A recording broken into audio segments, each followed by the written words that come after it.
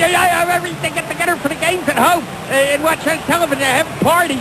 And each time I give a yoy, they have to down a little something. Yoy, a double yoy. Yoy, triple yoy. Triple yoy. And the Steelers, what can you say? It's almost quadruple yoy. You know, I've got hope here because the Bungles are the Bungles. They're going to figure out a way, I think, to lose this football game. You know, I have to have faith in that. I'm glad you have faith. I have hope, too. Cope's got hope. But the Bungles today are defining why I call them the Bungles. They're worse than the Bungles.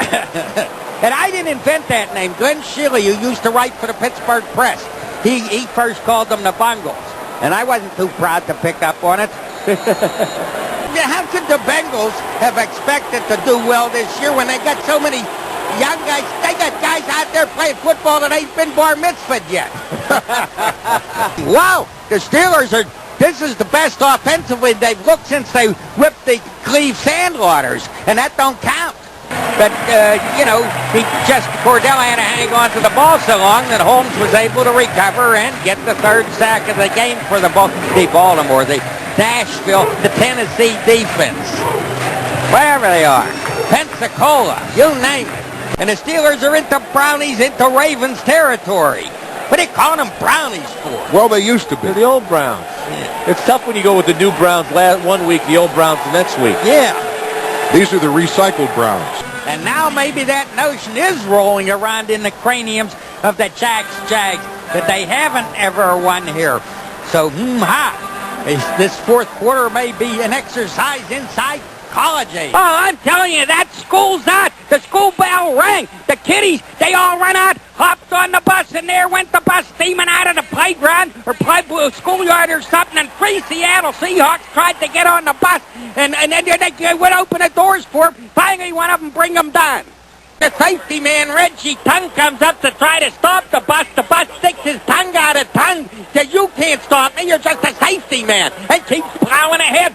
So, yeah, the ball is placed at the 32-yard line of the KC Chiefs. Down inside the 20, the left cornerback, Craig Newsom, comes up to meet him, and the bus leaves cleat marks all over his spine.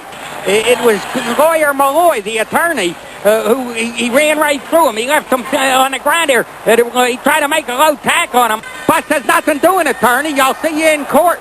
Oh, boy. I'm telling you, the bus saw a hole. He knocked some defensive back flat on his back. I'm trying to find the guy in there. Jim Herring, who's back on the field, Myron. He knocks him flat on his back, and then when he's tackled, he lands on the guy. He knocked him back 3 yards and then lands on him. Jim Herring was like a dead fish. I think Myron knows more about food than anybody else in the world. I am the world's greatest authority on food. Reggie White hanging on to Foo, and Foo going into the end zone, saying, I'm carrying a very prestigious guy with me into the end zone. But he's 36 years old, and I'm a rookie, so he probably said thank you to Reggie. Who is he? Say, no, I fumbled, but I can't let that get me down. I'm going to give these guys a taste of Foo. A taste of food.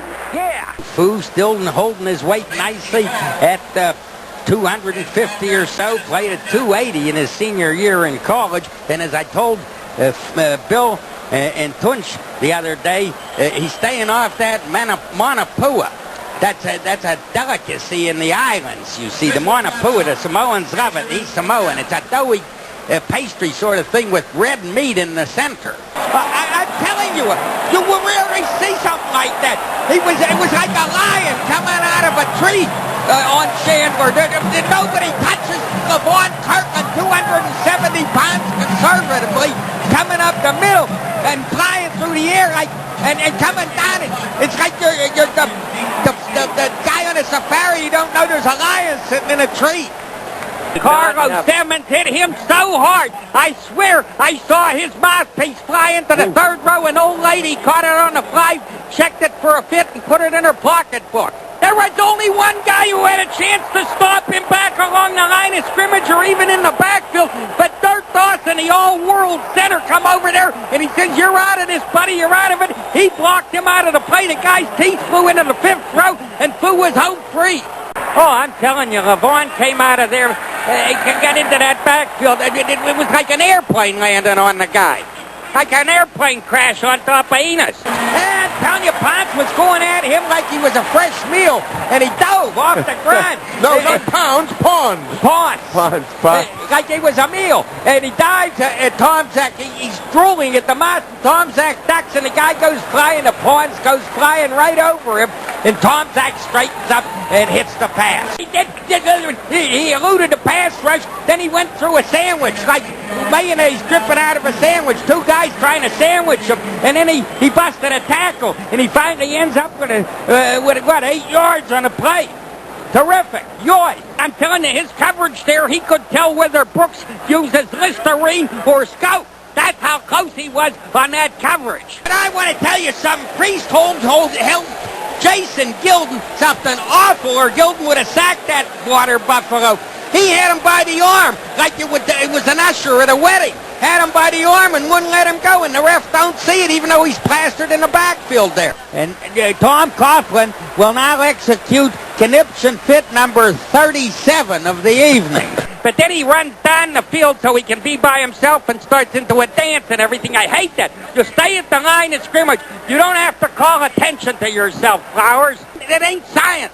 But because I've got to run cautious because I'm not in tune with my fullback. You go in there and you run. And I might tell our listeners that if you're coming to the home opener against Seattle next week, have your terrible towel. If you ain't waving a terrible towel, you ain't a real Steeler fan. You're just some Yego sitting in a stance. And your neighbors in a stance will look upon you with contempt.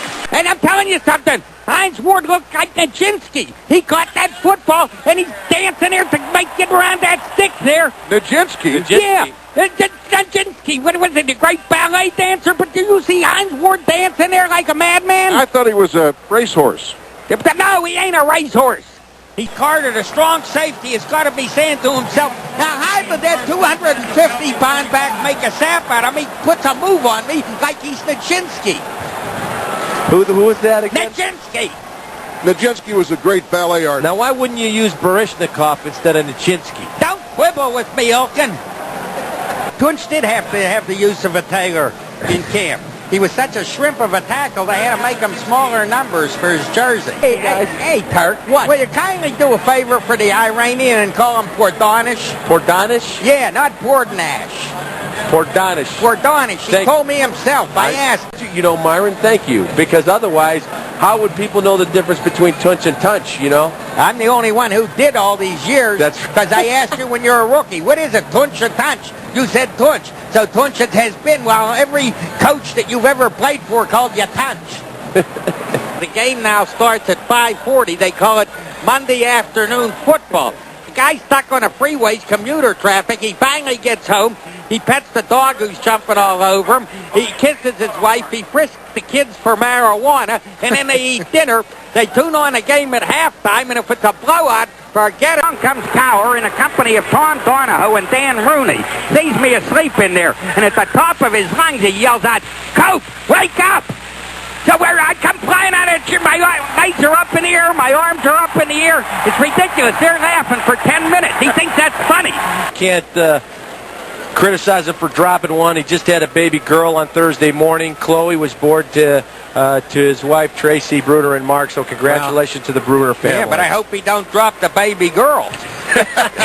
Yesterday, I'm heading down to lunch at the training camp. I hear someone yelling, "Myron, Myron." So I go back to where the guy's yelling at me from. He says, with a big smile, he says, "I'm Famous Amos." I says, "I know who you are. You're also shorter than me." I told him, "You're taller only because we're standing on a slope and you're above me." Cope, if there's anybody in the world shorter than you, I want to meet him or her. You'll have to go to the circus. We're going to have a bad scene here. And before the guy can answer me, who pops in there but Lane? He came clear from the dining room. He heard there's trouble up there with Cope. He comes clear from the dining room. He grabs this guy by the shirt collar, and he says, "One more word from you, Buster, and I'll tie your tongue to your shoelaces." Not he-aw. That's the locker room show for tonight. I'm Myron Cope.